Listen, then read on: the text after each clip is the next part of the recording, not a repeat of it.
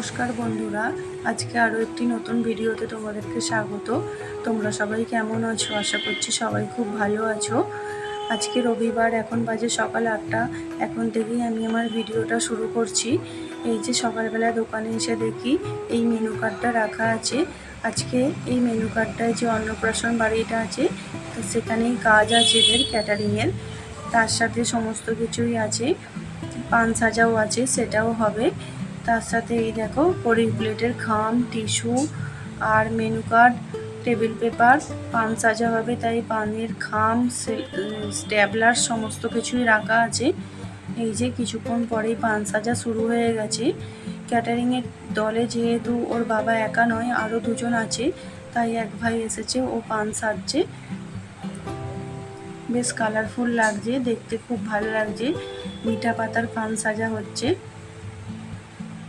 খুব সুন্দর লাগছে দেখতে পানগুলোকে। এদিকে ওর বাবা ওই পানের খামগুলো তৈরি করছে স্ট্যাবলার দিয়ে।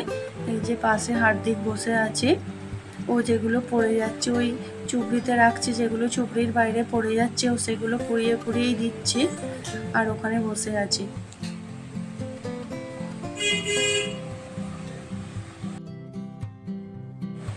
আবার এদিকে এসেছে, ওই পানের খামগুলোর মধ্যে টুথপিকটা ভরে দিচ্ছে। এই দেখো বেশ কি সুন্দর করে ভরে দিচ্ছে, টুথপিকটা ভরে খামটা ভালোভাবে বেশ মুড়েও দিচ্ছে। আজকে যেহেতু রবিবার, সৃজনের গিটারের ক্লাস ছিল, ও বেরোলো দেখলে, আবার চলেও এসেছে খুব তাড়াতাড়ি। আজকে বেশিক্ষণ টাইম লাগেনি, খুব তাড়াতাড়ি হয়ে গেছে। পানটা সাজা হচ্ছে, ওর সাথে পানের সাথে পানের মশলাগুলো পড়ছে। ঘরটার মধ্যে খুব সুন্দর একটা গন্ধ ছাড়ছে, খুব ভালো লাগছে, এত সুন্দর গন্ধটা লাগছে। হয়ে গেছে, এগুলো হলেই হয়ে যাবে। ব্যাস দেখো সব পানগুলোই সাজা হয়ে গেছে, একটা পলিথিনের মধ্যে ভরাও হয়ে গেছে। এগুলো এবার একটা পলিথিনের মধ্যে ভরে নেব, তাহলেই হয়ে যাবে, একদম রেডি। গোনা ছিল তাই আর গুনতে লাগেনি, খালি সবটা ভরে দিচ্ছি, তাহলেই হয়ে যাবে। এরপরে রান্না করব, রান্না হয়নি এখনো।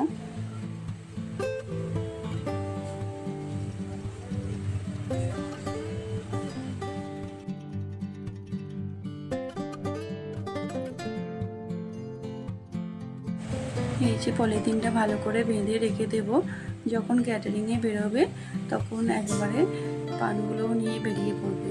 টেবিলটার মধ্যে যেহেতু পান সাজছিল, ওই জন্য প্রচুর নোংরা হয়েছে মশলা পড়ে। টেবিলটাকে ভালো করে পরিষ্কার করে ঘর ঝাড় দিয়ে সবজি কেটে ফেলেছি। এই যে পটল ভাজা, করলা ভাজা, শাক ভাজা, আর এদিকে একটু চিকেন এনেছি, চিকেনটাও ভালো করে ধোয়া হয়ে গেছে। আর মুসুর ডাল ভিজত দেওয়া ছিল, মুসুর ডালটা মিক্সিতে পেস্ট করে একটু মুসুর ডালের বড়া করব।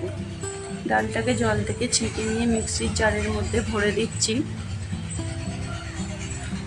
গরম গরম মুসুর ডালের বড়া খেতে খুব ভালো লাগে। সমস্ত সবজিগুলো ভালো করে কাটা হয়ে গেছে, তাই রান্না করতে বেশিক্ষণ টাইম লাগবে না, চটপট করেই বসিয়ে দেব। আগে মুসুর ডালের বড়ার জন্য মুসুর ডালটাকে রেডি করে নিই। এই যে মিক্সিতে ভরা হয়ে গেল, পেস্ট হয়ে গেছে। মিক্সির জারটা থেকে একটা বাটির মধ্যে পেস্টটা ঢেলে নিচ্ছি। তারপরে এর মধ্যে দেব সামান্য হলুদ গুঁড়ো আর সামান্য একটু লবণ, একটু পেঁয়াজ কুচি দিয়ে ভালো করে কষে মেখে নেব। নিয়ে এগুলো দিয়ে ছোট ছোট করে বড়া করব।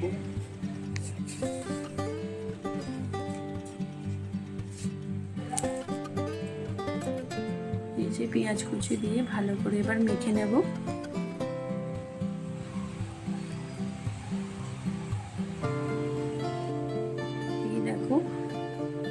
ফ্রাইং প্যানটার মধ্যে তেল দিয়েছি ছোট ছোট করে। একদিক হচ্ছে, ওই দিকটা হয়ে গেলে খুব সাবধানে আস্তে করে উল্টে দেব, আর একদিকটাও হয়ে যাবে। হয়ে গেল। একটু কম আঁচে ভেজেছি, নাহলে ভিতর পর্যন্ত ভাজা হবে না। গ্যাসটাকে একদম কমিয়ে দিয়েছি। এদিকে আমার পটল ভাজা, করলা ভাজাও হয়ে গেছে, আর এই ডালের বড়াগুলোও হয়ে গেল।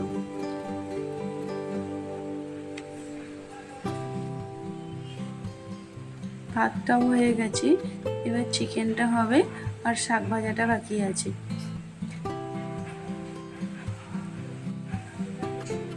এই যে অনেকক্ষণ আগেই চিকেনটা বসিয়ে দিয়েছি, চিকেনটাকে কষতে শুরু করে দিয়েছি। চিকেনটা সব কিছু দিয়ে ধুয়ে নিয়ে ম্যারিনেট করা ছিল, তারপরে বসিয়ে দিয়েছি। খুব সুন্দর দেখতে লাগছে চিকেনটা, কালারটা খুব সুন্দর এসছে। এদিকে শাকটাও ভাজতে দিয়ে দিয়েছি। আলুগুলো ভাজা ছিল চিকেনের আগেই, আলুগুলো দিয়ে এবার ভালো করে কষে নেব, নিয়ে জল দিয়ে দেব।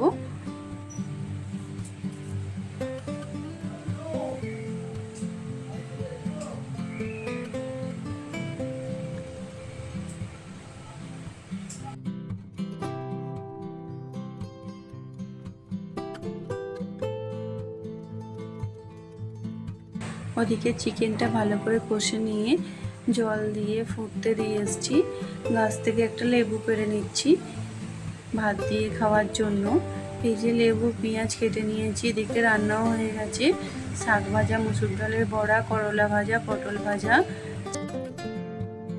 তোমাদের যদি আমার ভিডিওগুলি ভালো লেগে থাকে তাহলে প্লিজ একটা লাইক করে দিও। আমার চ্যানেলে নতুন হয়ে থাকলে আমার চ্যানেলটি সাবস্ক্রাইব করে আমার পাশে থাকার অনুরোধ রইল।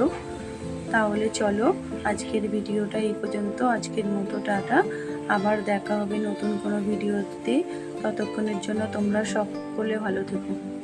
এই যে আমারও খাওয়া হয়ে গেছে, আমিও এবার একটা পান নিয়েছি। কয়েকটা পান ওরা রেখে গেছিলো, তার মধ্যেই একটা নিয়েছি, সেটা আবার খেয়ে নেব।